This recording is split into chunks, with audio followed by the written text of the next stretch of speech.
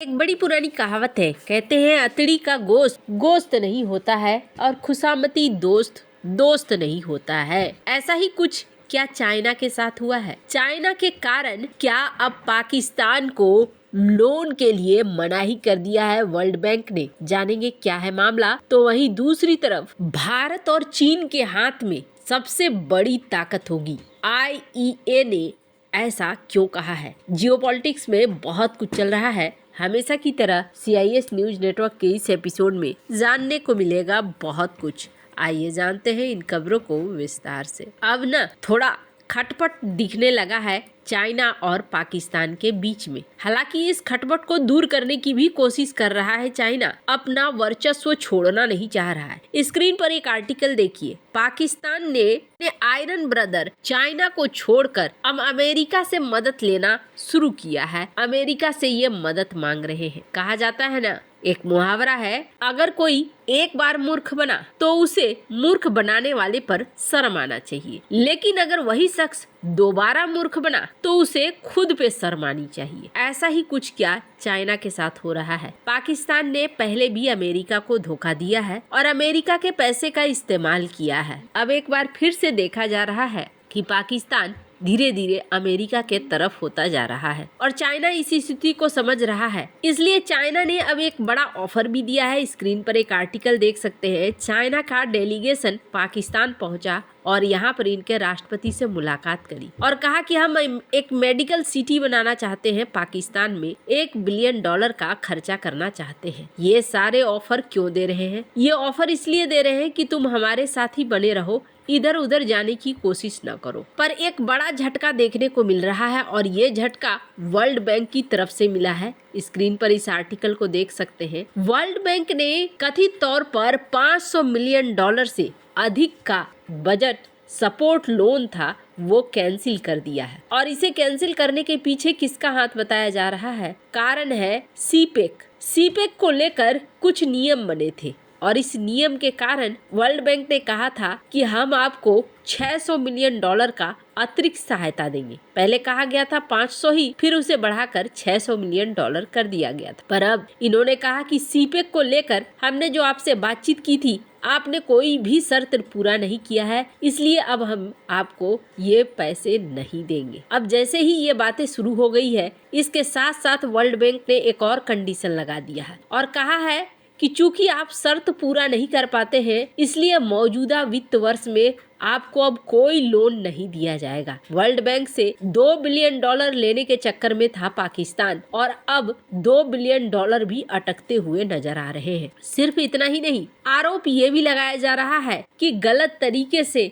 Data दिया जा रहा है, अपडेटेड डेटा नहीं दिया जा रहा है। अब क्या मामला है? सीपेक को लेकर क्या शर्त था? तो इन्होंने कहा था कि जो बिजली संयंत्र है उसको लेकर आप प्राइवेट करेंगे, उसमें अननेसेसरी खर्च नहीं जोड़ेंगे वगैरह वगैरह। और इसके लिए चाइना से बात करनी थी पाकिस्तान को, क्योंकि सीपेक में ज्यादातर बिजली संयंत्रों का काम चाइना का है और चाइना ने यहाँ पर कहा कि नहीं जी, कोई भी जो एग्रीमेंट हमारा बिजली को लेकर आपके साथ हुआ है, हम उसे चेंज करने वाले नहीं हैं, किसी तरह का बदलाव करने वाले नहीं हैं, इसलिए यहाँ पर वो सोचना छोड़ दो। यहाँ तक कहा जा रहा है कि बिजली विभाग पाकिस्तान का अपना मासिक ऋण रिपोर्ट जारी करता है, उसको नियमित रूप से जानबूझकर अपडेट नहीं करता है ताकि सही इन्फॉर्मेशन न पता चले। इसी चीज को लेकर वर्ल्ड बैंक ने कहा है कि आप शर्तों को पूरा करने में नाकाम रहे, इस वजह से हम आपको ये लोन कैंसिल कर रहे हैं। हालांकि ये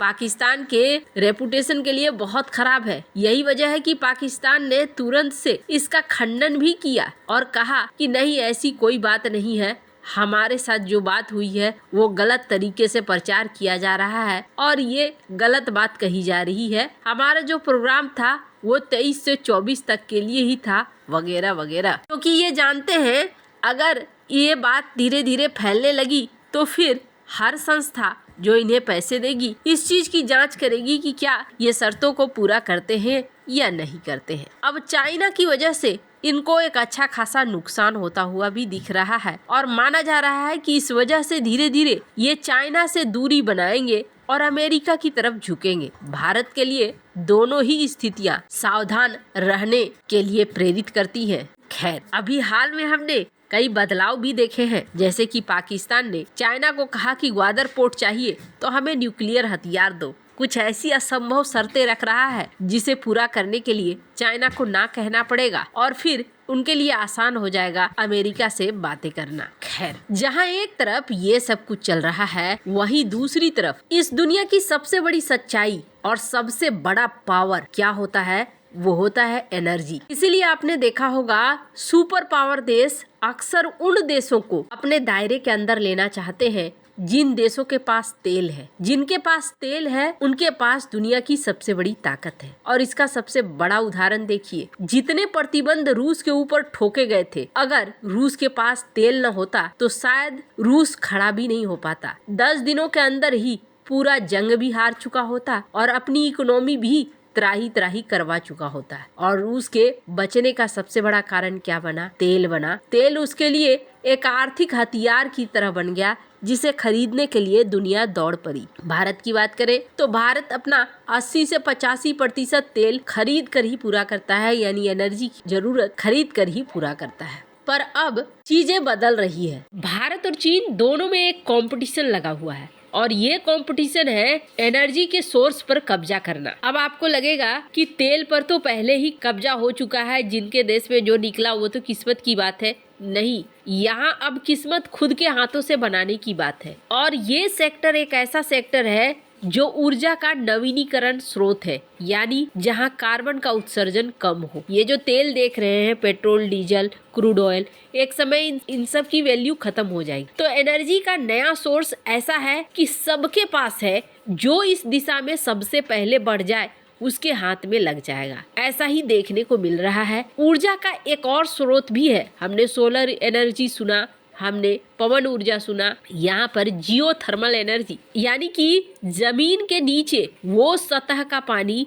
जहाँ पर पानी गर्म रहता है, उसको एनर्जी के रूप में बदला जाता है। स्क्रीन पर आप देख सकते हैं, इस तरीके से जनरेट किया जाता है ऊर्जा को और इस बिजली का उपयोग अन्य कामों के लिए किया जा सकता है। अभी भारत ने सबसे पहला जियो थर्मल एनर्जी प्लांट लेह में लगाया है और इसी को लेकर कहा जा रहा है IEA के द्वारा कि ठहर जाओ, देखना ये जो पावर है ना, जियो थर्मल पावर, ये 2 ही देशों के पास होगा और वो होगा भारत और चीन के पास। जिस रफ्तार से ये इस तरफ बढ़े जा रहे हैं और पश्चिमी देश ध्यान नहीं दे रहे हैं। भारत के साथ अच्छी चीज ये है कि भारत अब सही समय पर सही निर्णय ले रहा है ताकि आने वाले 5 से 10 सालों में बड़ा बदलाव कर सके। वैसे आपको क्या लगता है? इन सब मामले में आपकी क्या राय है? कमेंट कर जरूर बताएं। जल्द मिलते हैं अगले वीडियो में नई खबर के साथ।